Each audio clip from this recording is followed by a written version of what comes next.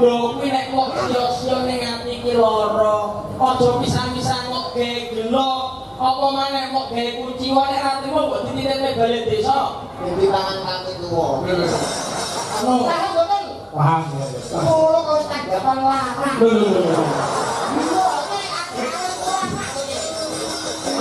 Yo barang. Kok bono ora ngerti jenenge. Be. Ego.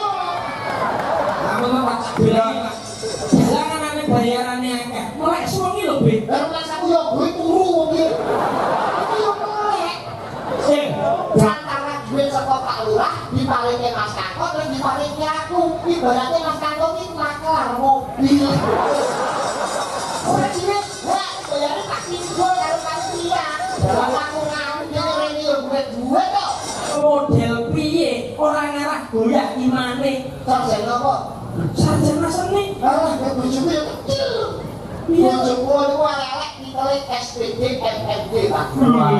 Sarjana pendidikan. Sing ngomong sapa? Lah apa SPD? SPD MMD niku sekolah pedofil mergo meteng dhisik. Mas Gandul. Ya, selamat yo. Yo. Ara, nyambut gawe. Ora nutup gak yo.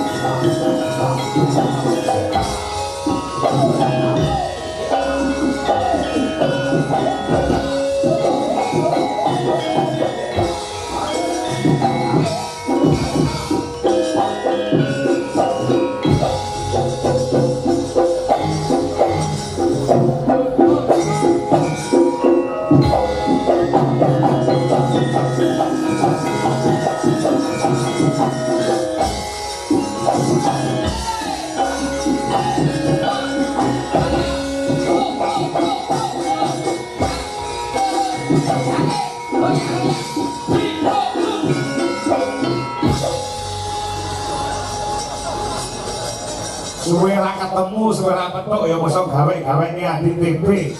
Rumangsane kaya toko dolanan. Kok dia nyambut gawe ning ini.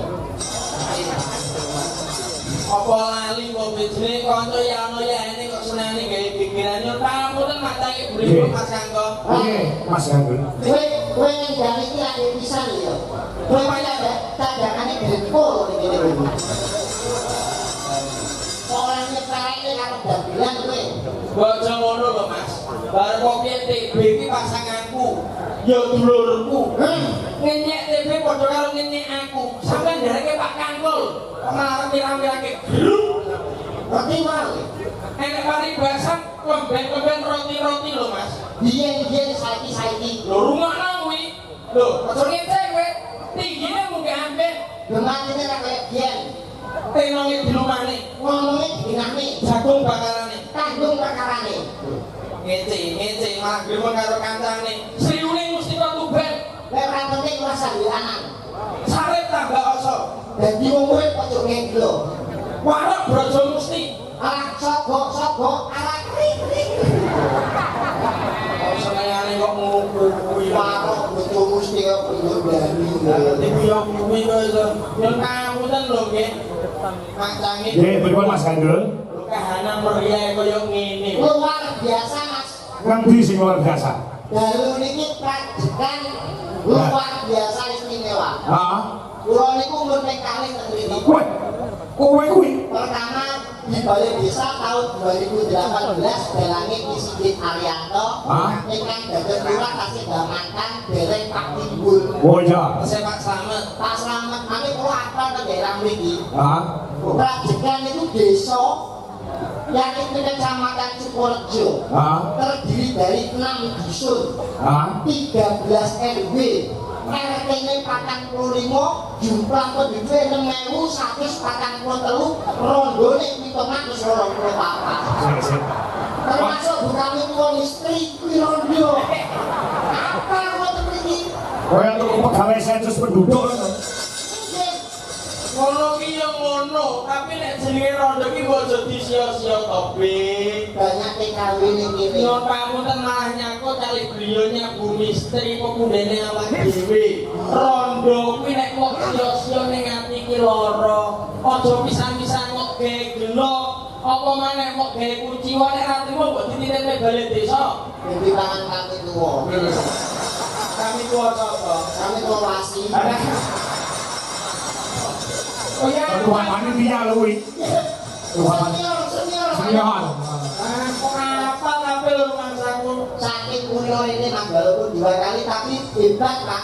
Hebatnya apa? Tahun 2018 belum ada nih alun-alun Sumringah. Belum ada. Belum ada, tapi semenjak dipimpin Bapak Timbul periode kedua Prajekan satu-satunya desa yang mempunyai alun-alun se-Kabupaten Ponorogo. Orangnya pasukan mereka bawa contohan saya semua napa maneh nyuwun pangapunten. Iki acara sedekah bumi. Omonganmu ya kudu hati-hati. Iki budaya lho. Kowe ning panggungé kalian Pak Kangkol, Duwijo Kangkol.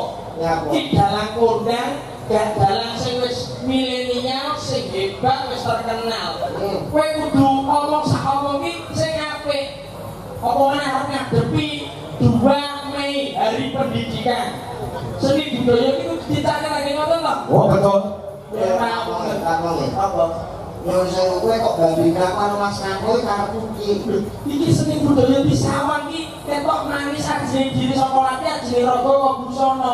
Di sawang ketok pantes Pak Kangkol coba sawangan nganggo busana ireng, ketok guagah. Lah sampean wis ora wedakan kulitan ireng kok klambi coklat malah karo tapi bodhowoso. Ngene lho tak muni. Justru iki kuri-kuri kabudayaan iki to Pak. Iya. Gelar pagelaran wayang kulit ning Desa Prajekan dalam rangka bersih Bersih desa. sakmene biyane wong sing ora budaya sapa? Lho kok sampean iki kok penganggone kok sing pantes kaya aku gedhe dhuwur lho. Matamu tatar potok.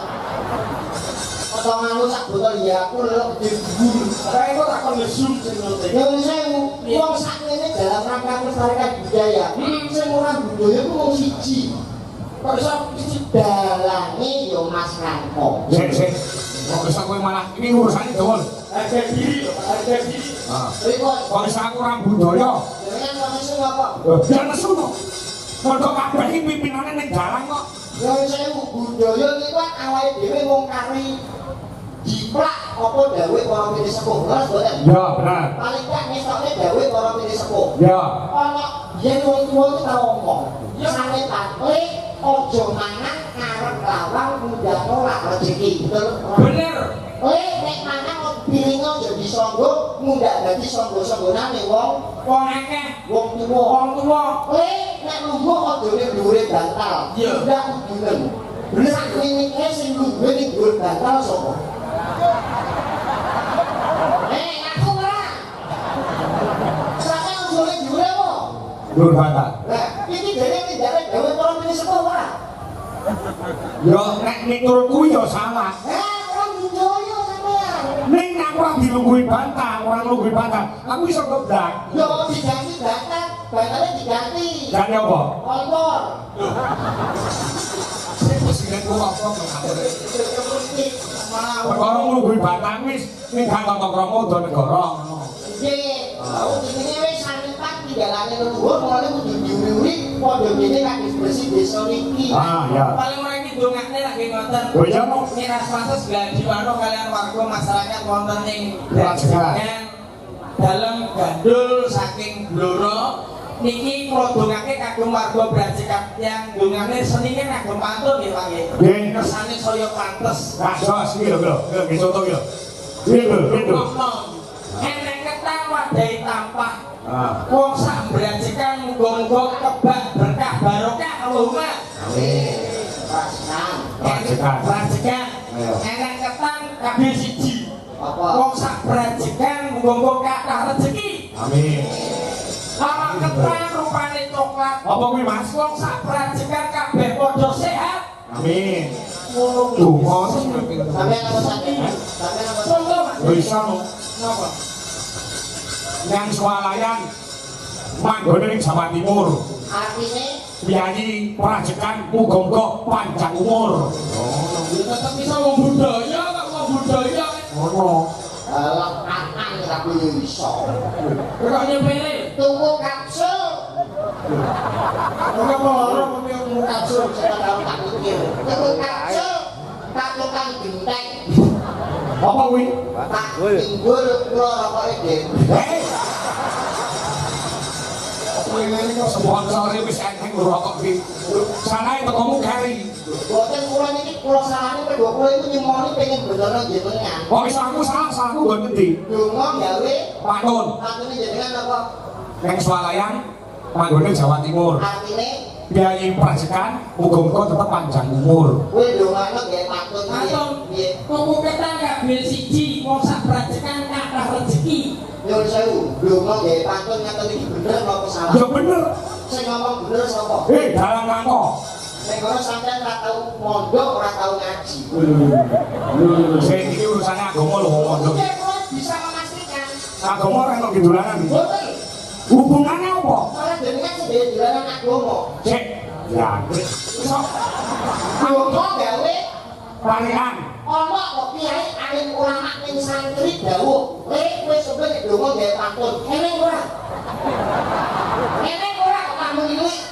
Yo ora enak nek. Lah, ora enek ya wis. Jenengan nek donga gawe pantun malah mulai kata-kata bingung. Sik tak Bu. Kakek sama yang ngono iki lho. Dan donga kok gawe pantun, belajar iki donga gawe pantun. Imam ning masjid kok ora bingung ya? Kok iso? Pas saya surat Allahu Akbar, budal sekolah mangan es krim, Bismillahirrahmanirrahim. Nandani tengah alas, Quran biro bilas. Ini surat dari jam piro. Pikir, Lah sing prayoga iki dongane sing piye? donga niku sing Bromo Suto, kabeh penonton ngerti, pamirsa ngerti, mulai tak ora bingung. Oh, ngono. Paham mboten? Paham. Kulo kok tanggapan larang. Lho. Yo, nek akhirnya ulama iki. Iki wajar iki. Sering kira nek dituku nggo dhuwit, paling masa dijaluk diweke nek dituku kilaman. Iki niat iki nguri-nguri budaya lek ngono to. Aja aku ben ono lho. Dijaluk diwehke apa kakek 10 juta nolak. Iki yo kok aja kaya ngono lho, Ben. Yo wis tak dongane nganggo bloko wae. Nah, Muga-muga wong Brajekan sehat seger warasan, lurah sandang pangan. Muga-muga alun-alun sing dibangun iki berkah barokahi, bisa gawe kemajuan kesuksesannya warga Brajekan sedayanipun khususnya untuk para pemuda semuanya tambah maju dan tambah sukses. Allahumma amin. Lurahe mawon asmanipun Timbul. Pak Timbul SAP Sarjana sarjana akademik pemerintahan Pemerintahan. Timbul itu kan bahasa Jawa. Cara Indonesianya kan terbit. Bener. Perjikan terbit seorang pemimpin kan harus Pak Timbul. Mulai kalau jenengan nonton Pak Timbul, itu tuh mas. Bisa wes nek perkara jeneng. Duwijo Kako, kuwi jeneng Jawa.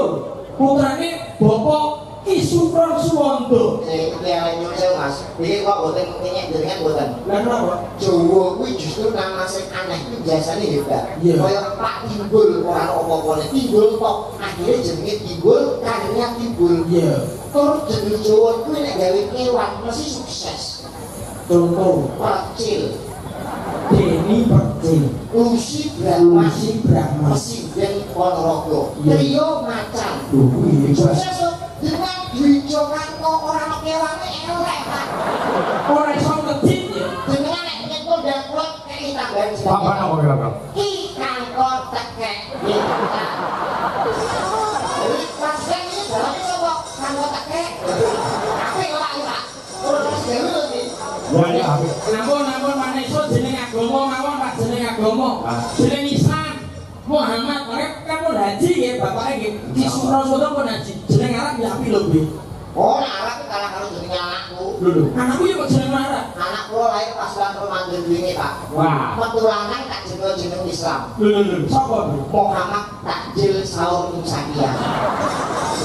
Muhammad Takjil Saur Insakiyah. terlalu aneh. Mokel. Orang nyambung. Revolusi dia kayak ini. Mokel. Ngomongin kok orang aneh isinya belas. Kalau mereka harus ada isi dan misinya lagi. Wah. Awet dhewe kan nyutuk pangarso Beliaunya mereka Pak Timbul. Betul. Apa maneh barengi sesuk itu hari pendidikan. Betul. Kados beliaunya Pak Timbul kenapa kok dititik neh? Karena dia ngugemi karo paugerane Ki Hajar Dewantara. Apa kuwi? Nek pembunge Ki Hajar Dewantara ana telu to. Apa? Ing Ngarsa Sungkulada, ing Madya Mangunkarsa tuku Handayani. Jenenge gak bisa kuwi. Ya jadi. Kowe tau sekolah ora? Iya, saya hari pendidikan paling orang nek ora ngerti iso nyirami anakku ben. Kuwi enakso apa Sungkulada, ing Madya Mangunkarsa tuku Handayani lurus ya. Ciptane kuwi diajar Dewantara. Rungokno tembunge saking dalang Kanggo Tegak. Boten kula iki sing diajar Dewantara niku sinten? Bapak Pendidikan Indonesia. Kok enakso artine? Ing Ngarsa Sungkulada, ing Madya Mangunkarsa tuku Handayani. Artine napa niku? Ing Ngarsa Sungkulada tegese ning arep iki kudu iso dadi contoh. Terus sing nomor kalih Ing Madya Mangunkarsa. artine Ya ning tengah-tengah kudu iso Memberikan kenyamanan. semangat. terus yang terakhir Tutur Handayani bahkan harus memberikan dorongan dukungan. Kayak biarnya penjelasannya Pak Timbul selalu mendukung geraknya visinya pemuda. dadi kuwi kuncine kanggo pemimpin. Pemimpin. Yang saya niki kula bantah. Ya jono lho bisa. Sing nyiptakno diajar Dewantara Bapak Pendidikan Indonesia. kata-kata ini berlaku di zaman biyen. Ning saiki jenengan eling iki 2026. Subuh. Kata-kata itu pun boten berlaku. Ning Ngarsa Sungkulada ing Madya Mangunkarsa niku Tutur Handayani. 2007 pun boten kanggo. Nek kowe muni ora nganggo sing piye? Sing kanggo saniki ing Ngarsa numpuk bondo, ing Madya mangan kanca, tuturi golek rai. Ya apa boten Pak? Iki paham masyarakat iki. Sing kowe iso bilang kudu iso gulung lho. Nggih. Sing Ngarsa? Bisa buka, bisa tutup. Betul. Ing Ngarsa numpuk bondo jenengan percaya boten? Ya ora. Ora percaya. Ora percaya. Pagelaran iki jenenge napa? Pagelaran wayang kulit. Wayang kulit sing dadi pimpinane sapa? Dalang. Membawa anak buah apa mawon? Ya yoga sinden tukang son. Komplit iki. Ah, Sing dadi pimpinane nanem duwe Sokangko. dalang. Dalang. Sing bayarannya akeh dhewe sapa? Ya dalang. Kumpul bondo ora nang iki jenenge. B. Endo. Kamu tuh Pak bilang jalan aneh bayarannya akeh. Mulai suwengi lho, Bi. Baru rasaku yo duwe turu wong iki. Iki yo melek. Dalang iki rekoso, Bro. Perkosane apa sampeyan teko kene yo gak usah debok. Sampeyan teko kene numpak mobil plak ning transit diparingi maaf darat tujuan munggah kampung terus dok 80 juta. Yo ora.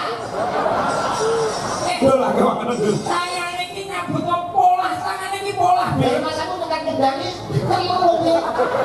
Jadi yang mulak bayarannya kayak siapa?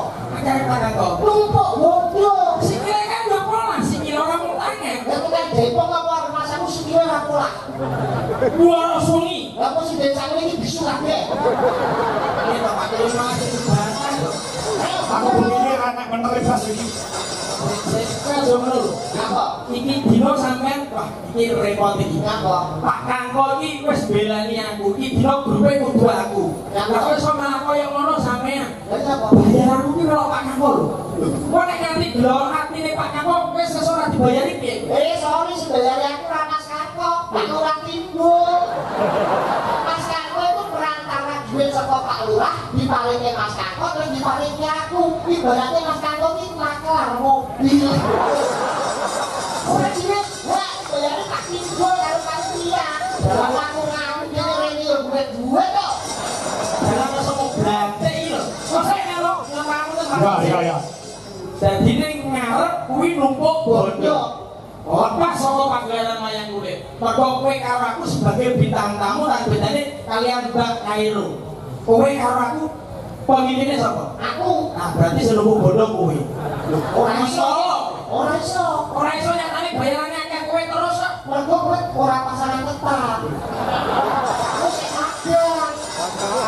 Masa aku sing asli ya budal dino iki. Terus apa? Kene kalah Pak. Ya. Wong tadi Joyo Banjel ki antuk protes. Wong percaya nggih, Ya wis aku nek iki bab iki kan. Iki sing nang madyo. sing maju mangan kanca niki bayar, Pak. Bayar. Hati-hati nek ana wong hati-hati karo sampean. Hah? Sampeyan kudu mencermati aja gampang percaya. Oh iya. Mergo unsurnya dua, pengen nipu sampean, kedua pengen rusak rumah tangganya sampean. Kayak hati karo sampean, sempurna nih seneng karo bojone sampean. Mulane kok kebuk ketembangan bojomu tak sipiye, niku bayar. Hati-hati. Omonganmu iki kena diguguk ora lho. Duka Budwi mboten derek terus mau elek-elek. Lho, Budwi iki sarjana S1 lho. Masuk digodho model piye? Ora ngarah goyak imane. Sarjana apa? Sarjana seni. Ah, bojoku ya kecil. Bojoku niku elek ditele SPD MMD, Pak. Sarjana pendidikan. Sing ngomong sapa? Lah apa SPD? SPD MMD niku sekolah pedofil mergo meteng dhisik. Jadi aku pas yang romulan itu betul masuk ke kelas. Bisa kurali. Omonganmu malah koyo melot to. Lah sing terakhir kok iso mau bantah? Nah ini kuri golek rai. Ini sering muncul saat pilihan lurah, pilihan bupati, pilihan gubernur, presiden. Iya. Adol suara gubernur jenengan calon. Ah. Pak yo Pak wong ku Pak, wong 100 wis sampe cekel rek. Ketan mesti milih sampean. Ya. Kok nek, kenapa kok nek? Pak iki lho Pak, wong